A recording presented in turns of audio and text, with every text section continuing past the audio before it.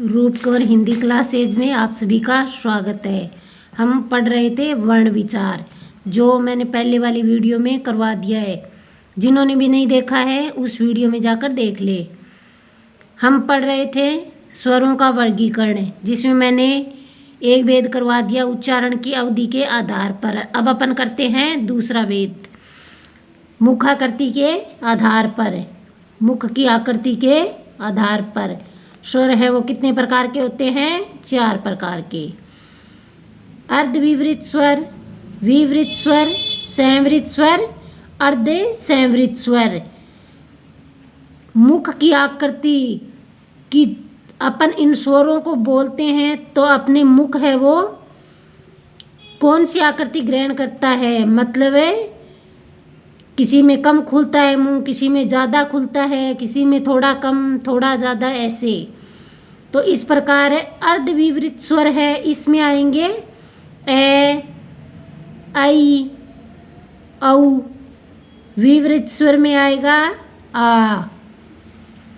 संवृत स्वर में आएगा ई, ऊ, री। फिर अर्ध संवृत स्वर में आएंगे ए, ओ। तो इस प्रकार मैंने याद करने की दृष्टि से आसान, जिससे अपन को आसानी से याद हो जाए, इसलिए इनका क्रम ये रखा है। आपको जो भी अच्छा लगे वैसे आप लिख सकते हो, याद कर सकते हो।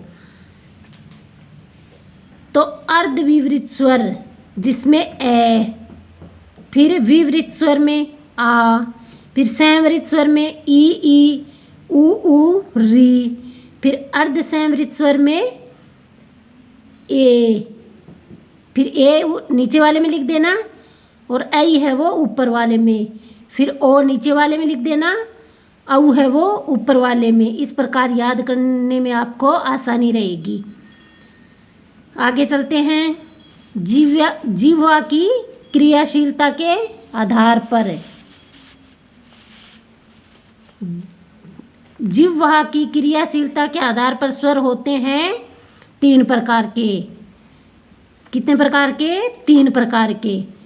अग्र स्वर, मध्य स्वर, पश्च स्वर। अग्र स्वर में आएंगे ई, ए, ऐ। मध्य स्वर में आएगा ए। पश्च स्वर में आएंगे आ, ऊ, ओ, औ और आ। इस प्रकार आप याद कर सकते हैं कि अग्र स्वर है, जिस प्रकार स्त्रियों को हर काम में अग्रता मिलती है, जैसे अपन किसी का जैसे गौरी शंकर, राधे कृष्ण आदि का नाम लेते हैं तो पहले स्त्री का नाम आता है। तो इस प्रकार आप कोई भी ट्रिक बना करें इनको याद कर सकते हैं। अगर मतलब है अव्वल दर्जा, आगे दर्जा किसको दिया जाता है? स्त्रियों को। तो ई, इसमें स्त्री की आ रही है ना वो, जैसे ई, ए, ऐ। मध्य स्वर में ए अकेला आएगा, बाकी बच जाएंगे वो सारे किस में आएंगे? पश्च स्वर में। अब आगे पढ़ते हैं। ओष्ठ की गोलाई के आधार पर स्वरों का वर्गीकरण है। ओष्ठ की गोलाई के आधार पर स्वरों का वर्गीकरण है। ये 2 प्रकार के होते हैं, एक वृत्तमुखी और एक अवृत्तमुखी। वृत्तमुखी मतलब है अपने होठ है वो, इनको बोलते समय कैसे हो जाते हैं? गोल, इसलिए इनको अपन क्या कहेंगे? वृत्तमुखी। अवृत्तमुखी जिनमें होठों का गोलाकार नहीं रहता, इसलिए इनको अवृत्तमुखी या अवृत्ताकार स्वर कहा जाता है। जैसे वृत्तमुखी में देखो ऊ, ओ, औ। आप बोलकर भी देख सकते हो, इनमें अपने होठों का आकार वो कैसा हो रहा है? गोल हो रहा है, इसलिए ऊ, ओ, औ ये किस में आएंगे? वृत्तमुखी या वृत्ताकार स्वर। बाकी बच जाएंगे वो किस में आएंगे? अवृत्तमुखी अवृत्ताकार स्वर, जैसे ए, आ, ई, ए, ऐ। आगे वाला भेद करते हैं।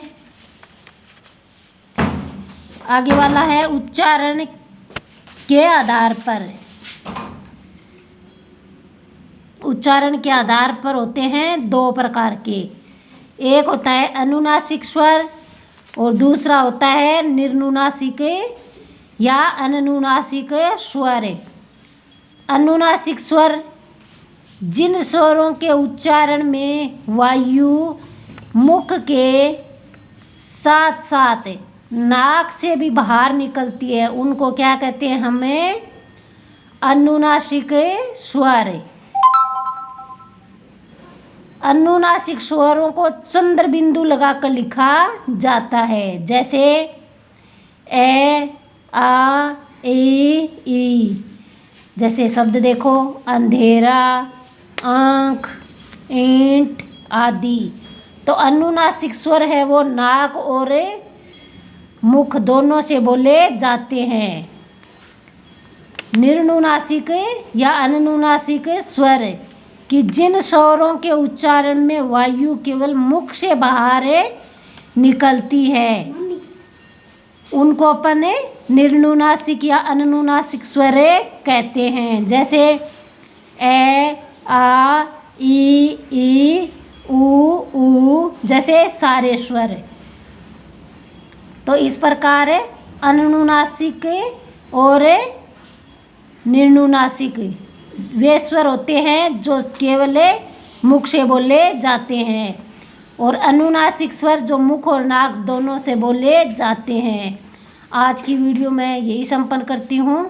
अगली वीडियो में फिर मिलेंगे, तब तक के लिए नमस्कार।